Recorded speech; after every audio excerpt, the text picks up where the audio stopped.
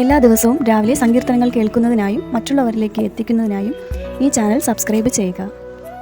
സങ്കീർത്തനങ്ങൾ അദ്ധ്യായം 38. യഹോവേ, ക്രോധത്തോടെ എന്നെ ശിക്ഷിക്കരുതേ, ഉഗ്രനീരസത്തോടെ എന്നെ ദണ്ഡിപ്പിക്കുകയും അരുതേ. നിന്റെ അസ്ത്രങ്ങൾ എന്നിൽ തറച്ചിരിക്കുന്നു, നിന്റെ കൈ എൻ്റെ മേൽ ഭാരമായിരിക്കുന്നു. നിന്റെ നീരസം ഹേതുവായി എൻ്റെ ദേഹത്തിൽ സൗഖ്യമില്ല, എൻ്റെ പാപം ഹേതുവായി എൻ്റെ അസ്ഥികളിൽ സ്വസ്ഥതയുമില്ല. എൻ്റെ അകൃത്യങ്ങൾ എൻ്റെ തലയ്ക്കുമീതെ കവിഞ്ഞിരിക്കുന്നു, ഭാരമുള്ള ചുമടുപോലെ അവ എനിക്ക് അതിഘനമായിരിക്കുന്നു. എൻ്റെ ഭോഷത്വം ഹേതുവായി എൻ്റെ വ്രണങ്ങൾ ചീഞ്ഞനാറുന്നു. ഞാൻ കുനിഞ്ഞ് ഏറ്റവും കൂനിയിരിക്കുന്നു, ഞാൻ ഇടവിടാതെ ദുഃഖിച്ചു നടക്കുന്നു. എൻ്റെ അരയിൽ വരൾച്ച നിറഞ്ഞിരിക്കുന്നു, എൻ്റെ ദേഹത്തിൽ സൗഖ്യമില്ല. ഞാൻ ക്ഷീണിച്ച് അത്യന്തം തകർന്നിരിക്കുന്നു, എൻ്റെ ഹൃദയത്തിലെ ഞരക്ക നിമിത്തം ഞാൻ അലറുന്നു. കർത്താവേ, എൻ്റെ ആഗ്രഹമൊക്കെ നിൻ്റെ മുമ്പിലിരിക്കുന്നു, എൻ്റെ ഞരക്കം നിനക്ക് മറഞ്ഞിരിക്കുന്നതുമില്ല. എൻ്റെ നെഞ്ചിടിക്കുന്നു, ഞാൻ വശം കെട്ടിരിക്കുന്നു, എൻ്റെ കണ്ണിൻ്റെ വെളിച്ചവും എനിക്കില്ലാതെ.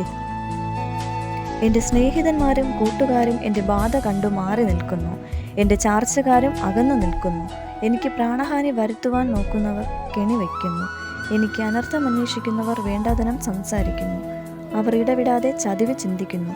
എങ്കിലും ഞാൻ ചെകിടന പോലെ കേൾക്കാതെ ഇരുന്നു, വായ് തുറക്കാതെ ഊമനെ പോലെ ആയിരുന്നു. ഞാൻ കേൾക്കാത്ത മനുഷ്യനെ പോലെയും വായിൽ പ്രതിവാദമില്ലാത്തവനെ പോലെയും ആയിരുന്നു. യഹോവേ, നിങ്കൽ ഞാൻ പ്രത്യാശ വച്ചിരിക്കുന്നു. എൻ്റെ ദൈവമായ കർത്താവേ, നീ ഉത്തരം അരുളും. അവർ എന്നെ ചൊല്ലി സന്തോഷിക്കരുത് എന്ന് ഞാൻ പറഞ്ഞു. എൻ്റെ കാൽ വഴുതുമ്പോൾ അവർ എൻ്റെ നേരെ വമ്പു പറയുമല്ലോ. ഞാൻ ഇടറി വീഴുമാറായിരിക്കുന്നു, എൻ്റെ ദുഃഖം എപ്പോഴും എൻ്റെ മുമ്പിലിരിക്കുന്നു. ഞാൻ എൻ്റെ അകൃത്യത്തെ ഏറ്റുപറയുന്നു, എൻ്റെ പാപത്തെക്കുറിച്ച് ദുഃഖിക്കുന്നു. എൻ്റെ ശത്രുക്കളോ ജീവനും ബലവുമുള്ളവർ, എന്നെ വെറുതെ പകയ്ക്കുന്നവർ പെരുകിയിരിക്കുന്നു. ഞാൻ നന്മ പിന്തുടരുകയാൽ അവർ എനിക്ക് വിരോധികളായി നന്മയ്ക്ക് പകരം തിന്മ ചെയ്യുന്നു. യഹോവേ, എന്നെ കൈവിടരുതേ, എൻ്റെ ദൈവമേ, എന്നോട് അകന്നിരിക്കരുതേ. എൻ്റെ രക്ഷയാകുന്ന കർത്താവേ, എൻ്റെ സഹായത്തിനു വേഗം വരേണമേ.